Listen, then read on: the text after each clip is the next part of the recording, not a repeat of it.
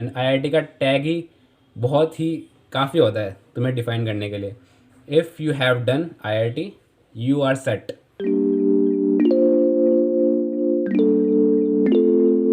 So hello everyone, welcome back to my channel.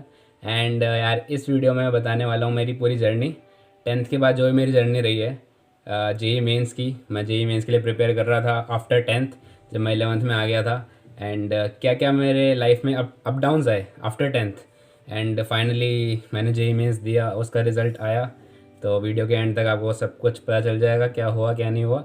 And तो यार, सबसे पहले एट्थ क्लास की बात बताता हूँ। एट्थ क्लास में हुआ क्या कि मैं फाइनली डिसाइड कर रहा था कि क्या करना है मुझे आफ्टर टेंथ। मुझे कौन सी स्ट्रीम लेनी है, क्या कौन सी नहीं लेनी है, एंड किन किन स्ट्रीम्स में क्या क्या होता है।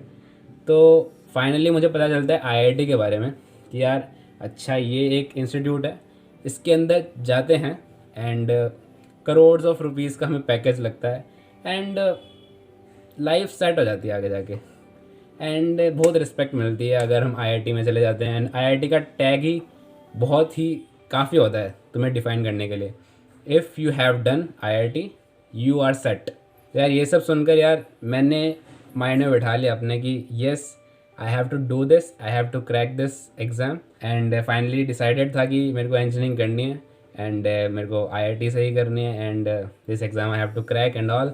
तो ये सब मैं सोचता रहता था यार। ये भी मैंने सेट कर लिया था कि मुझे 11th से ही प्रिपरेशन स्टार्ट करनी है और पहले मुझे बस अपने टेंथ बोर्ड से फोकस करना है एंड ऑल। तो मैं टेंथ क्लास में एंटर करता हूँ एंड डिसेंट स्कोर मेरा बनता है बोर्ड्स में। 93% I got in my tenth standard. And जैसे ही मैं 11th में आता हूँ और फाइनली मैं प्रिपरेशन भी स्टार्ट कर देता हूँ। मैंने एक कोचिंग भी ज्वाइन कर ली थी 11th क्लास में। नाम मुझे नहीं लगता मुझे लेना चाहिए अभी। तो उस कोचिंग में मैं जाता हूँ एंड 50,000, मोर देन 50,000 रुपीज़ उस कोचिंग में हम डाल देते हैं। जब मैं उस कोचिंग में गया तो वहाँ मुझे पता चलता है कि यार एक्चुअली में वो चीज़ इतनी भी आसान नहीं है जितना मैं सोच रहा था। तो मुझे एक आइडिया लग गया था कि हाँ यार, मुझे मेहनत तो करनी पड़ेगी और बहुत ज़्यादा करनी पड़ेगी, तभी I will be able to crack this exam and get into IIT. तो ठीक है, मेहनत भी मैंने स्टार्ट कर दी थी। तो हुआ क्या कि यार वहाँ पर एनवायरनमेंट ऐसा था, कोचिंग में एनवायरनमेंट ऐसा था कि मेरे पास में जो बच्चे बैठते थे, कुछ बच्चे तो ऑलरेडी 9th से पढ़ रहे थे। 9th से प्रिपरेशन स्टार्ट कर रखी थी उन्होंने और अब वो मेरे साथ पढ़ रहे थे। तो इतना मतलब डिमोटिवेटिंग एनवायरनमेंट मेरे को मिल रहा था।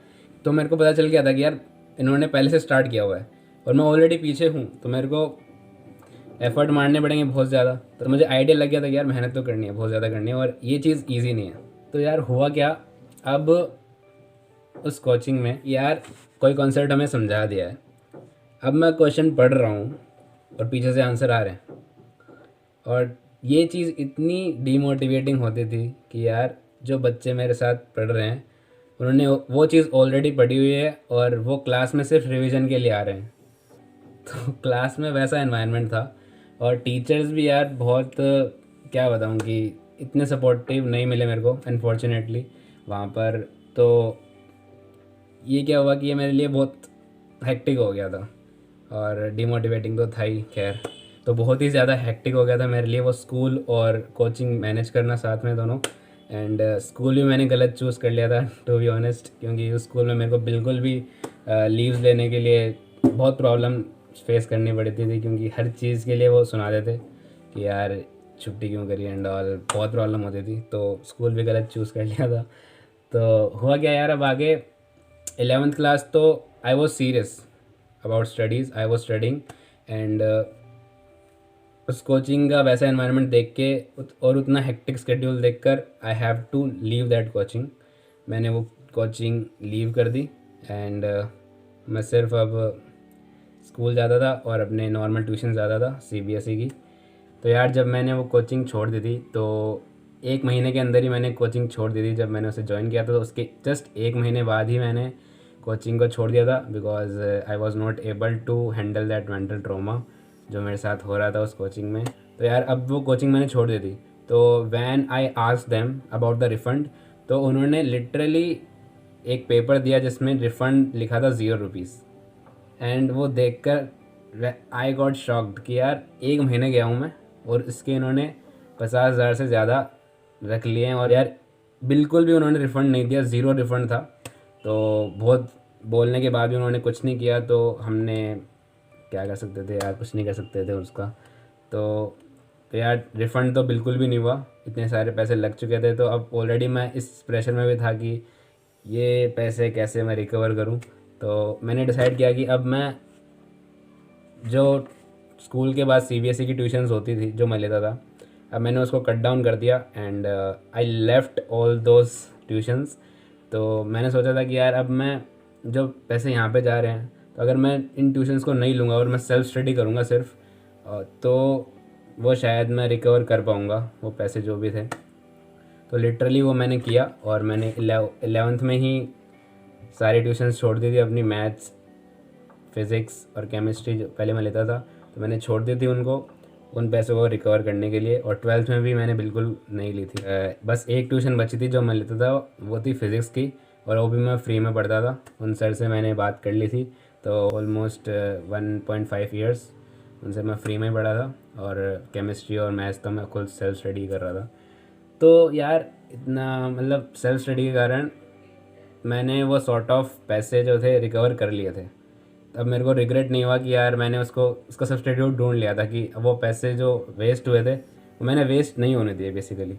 तो उसका मुझे तो रिग्रेट नहीं है बेसिकली अब उन पैसों का। And I came to know about physics वाला Aman Agarwal sir and Sachin Rana sir and Arvind Arora sir, these teachers I came to know about them and literally I loved their teaching। मैं अब इनकी वीडियोस देखता था और मुझे सब समझ आता था। इनकी वीडियोस देख देख के प्रिपेयर कर रहा था ऑनलाइन। एंड ऐसे ही 11th क्लास निकल जाती है मेरी, एंड 11th का मेंस का काफ़ी पोर्शन मैं क्लियर कर चुका होता हूँ। मैं नोट्स मैंने बना लिए होते हैं, प्रैक्टिस मैंने कर ली होती है। तो अब 11th क्लास निकल गई है, अब मैं 12th में एंटर होता हूँ। जैसे ही 12th में मैं एंटर हुआ, एक पेंडेमिक आता है, कोरोना वायरस, जिसकी वजह से सब कुछ ऑनलाइन शिफ्ट हो जाता है, राइट। एंड अब स्कूल्स क्लोज्ड हैं, तो खुश तो मैं बहुत हो गया था कि यार स्कूल बंद हो गए, बढ़िया, अब नहीं जाना पड़ेगा। एंड क्योंकि प्रॉब्लम मुझे उसी से थी कि मेरा फालतू का टाइम काफ़ी ज़्यादा है, मेरे को स्कूल जाना पड़ता है, मेरे को प्रिपेयर करना है जेई के लिए, and I need free time for that. तो स्कूल में काफ़ी फालतू का टाइम जाता था, तो मैं ऐसा सोचता था उस टाइम।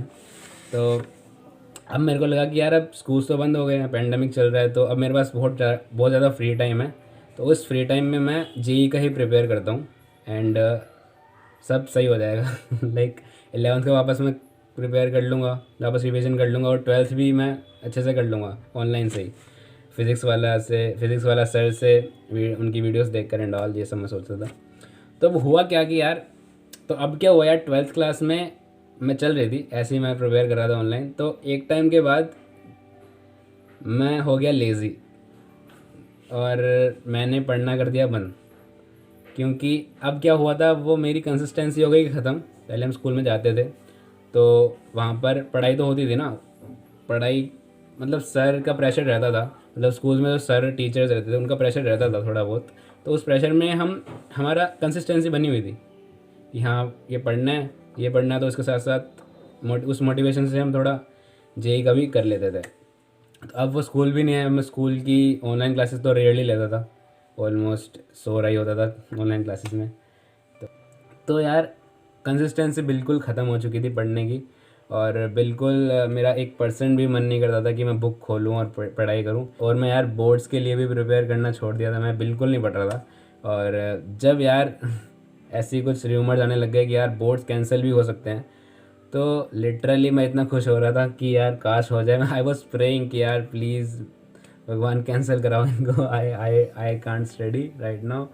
और लिटरली फिर बाद में भगवान ने मेरी सुन ही ली और सच में बोर्ड कैंसिल ही हो गए, और इतना खुश हुआ था ना, मैं क्या बताऊँ, I just can't express my feeling for that. अब क्या था कि यार मैंने सोचा कि यार अब तो बोर्ड्स की टेंशन भी नहीं है, अब तो जेई पढ़ते हैं, अब तो जेई करते हैं आराम, बहुत टाइम है हमारे पास। तो अब थोड़ा मतलब करना स्टार्ट किया, तो यार लिटरली यार अब भी मैं नहीं पढ़ रहा था।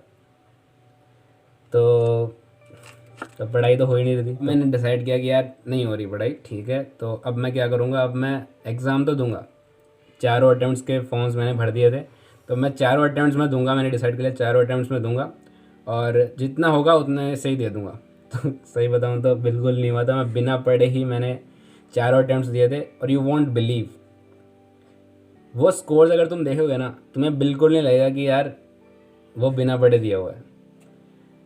लाइक लिटरली मुझे ऐसा लग रहा था कि मैं माइनस में जाने वाला हूँ, लेकिन ऐसा नहीं हुआ, पॉजिटिव में रहा। और लिटरली आई मेरा जो स्कोर था वो कट ऑफ से ज़्यादा ही था और मैंने वो क्वालिफाई कर लिया JEE mains. And I got 74 percentile. Finally जो रिज़ल्ट आता है जेई का, तो 74 परसेंटाइल आई गॉट, इसलिए बेस्ट ऑफ द स्कोर है चारों में से। बेस्ट स्कोर जो मेरा था 74 परसेंटाइल था। और अगर आप देखोगे कट ऑफ जो परसेंटाइल थी वो थी तुम्हारी 66.2 परसेंटाइल जनरल EWS के लिए थी। तो मेरी आई थी 74 परसेंटाइल, 74.09 परसेंटाइल। तो बेसिकली मैंने क्वालिफाई कर ही लिया था एडवांस के लिए। पर मैंने एडवांस का कोई फॉर्म वॉर्म नहीं भरा, बिकॉज मुझे पता था कि कोई फ़ायदा नहीं है एडवांस का फॉर्म भरने के लिए, तो मैंने कोई फॉर्म नहीं भरा उसका। और ये मेरी स्टोरी थी यार, ठीक है। And now I am looking forward for engineering. देख रहा हूँ कि यार कोई अच्छा कॉलेज मिल जाए। तो मैंने IPU की काउंसलिंग में पार्टिसिपेट किया है एंड जैक डेली की काउंसलिंग में पार्टिसिपेट किया है। अब लेट्स सी व्हाट हैपन्स। सब कुछ बताऊंगा आपको टाइम टू टाइम क्या हो रहा है क्या नहीं हो रहा है यार। यस, अगर आप अभी तक देख रहे हो तो यार प्लीज़ आप मेरी प्लेलिस्ट जो है चेकआउट कर लेना। मैं स्टार्टिंग से ही वीडियोस बना रहा हूँ और ना सब में ऐसे बता रहा हूँ कि यार अभी ये मेरी सिचुएशन ये चल रही है कि अब मैं ये पढ़ रहा हूँ। मैं जेई मेन से पहले मैंने वीडियो बनाई थी कि अभी कल मेरा पेपर है, ऐसे है, मैं अभी इतनी मेरी प्रिपरेशन लेवल इतना है और बिना पढ़े मैं जा रहा हूँ। तो मैंने सब कुछ कवर किया हुआ है, पूरी एक सीरीज़ बनाई हुई है। तो आप उस प्लेलिस्ट को चेकआउट कर सकते हैं। वो उस प्लेलिस्ट का नाम मैंने रखा है माई IIT जेई जर्नी। सो बहुत सारे एपिसोड है उसके, एपिसोड 1, एपिसोड 2, एपिसोड 3, तो आप उसको चेकआउट कर लेना। तो यार ये मेरी फाइनल जर्नी थी 10 से लेके अभी तक जो चल रहा है।